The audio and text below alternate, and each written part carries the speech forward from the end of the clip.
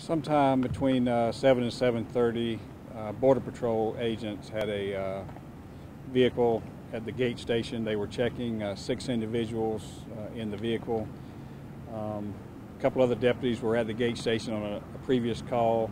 The Border Patrol agent asked them if they would stand by and kind of assist him. They were doing that. One of the individuals in the pickup truck got out and ran, went across State Road 200. Both deputies chased the individual on foot. They both crossed A1A. One just got across into the median. The second deputy failed to get across and was struck by another vehicle that was traveling westbound. Unfortunately, he sustained fatal injuries. He died at the scene. Still looking for the individual who ran. We have JSO assisting us with their helicopter, but we're still looking for him at this time. You spoke with the family of the fallen deputy. What can you tell us about that? Deputy's name Eric Oliver. He's 32 years old. Has been a deputy a little over 7 years. Had a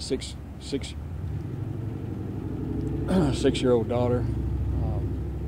And we informed them of what happened, and it's very tragic, very sad. But we told them that he died doing what he loved to do. He was a good police officer. He worked hard. He dedicated his life to protecting our county, and he'll certainly be missed. This is your 6th deputy fatality since formation of the unit?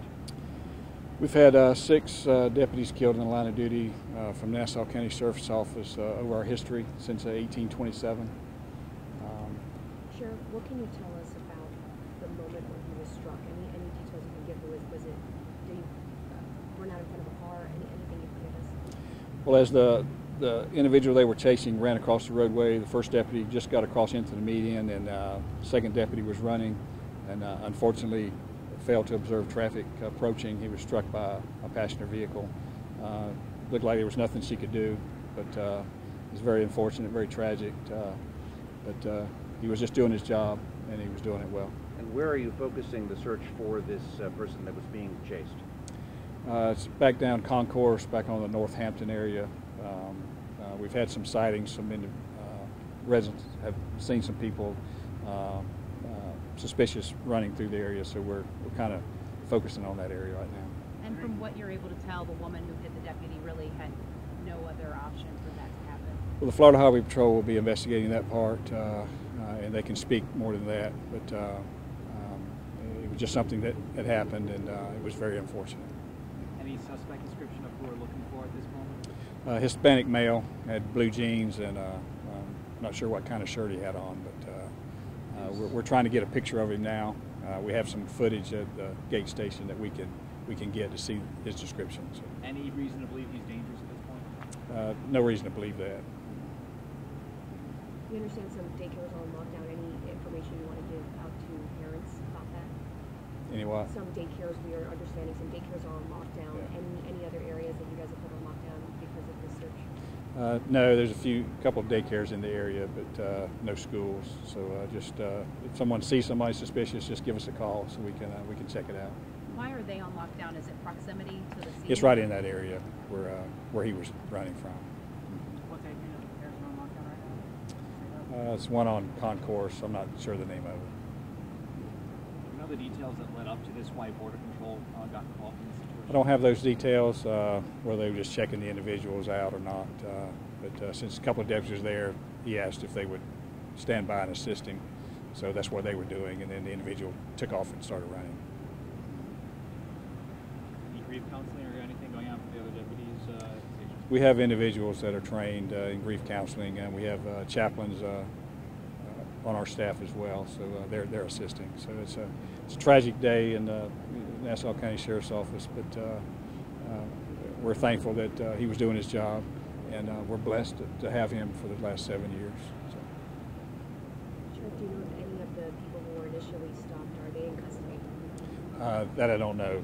Border Patrol, I think, is working that. I don't know if we can ask Sergeant Brian to just answer a couple questions about the investigation, where this stands right now as far as the woman who hit this deputy? Is she cleared and gone from the scene? No, ma'am. At this time, she's still currently on scene.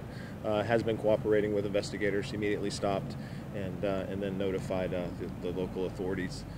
Again, the Florida Highway Patrol is still on scene collecting evidence, documenting what needs to be handled for this terrible tragedy. Sergeant, any information you can give us as to why this group was stopped by Border Patrol? No, ma'am, not at this time. The United States Border Patrol units were the ones that initiated that first contact. The FHP's involvement is for the traffic crash, this terrible tragedy that occurred on State Road 200. And how many people were in the car that struck the deputy? I'm not sure at this moment. And the area that they were running towards, is that, I mean, as we're looking at a wooded area over here, is that the area that the focus of the investigation is now? Yes, ma'am. Sheriff Leeper indicated that the area was near the neighborhood of the Northampton. There is a wooded area on a portion of that property, and it sounds like that's where some of that concentration is located. How long will you guys be over at the crash site right now, and what's going on there as we speak? Well, just like any of our other traffic fatalities, we want to make sure that we're covering all the bases. We're documenting all the necessary evidence and gaining as much information as possible to conduct a thorough and complete investigation.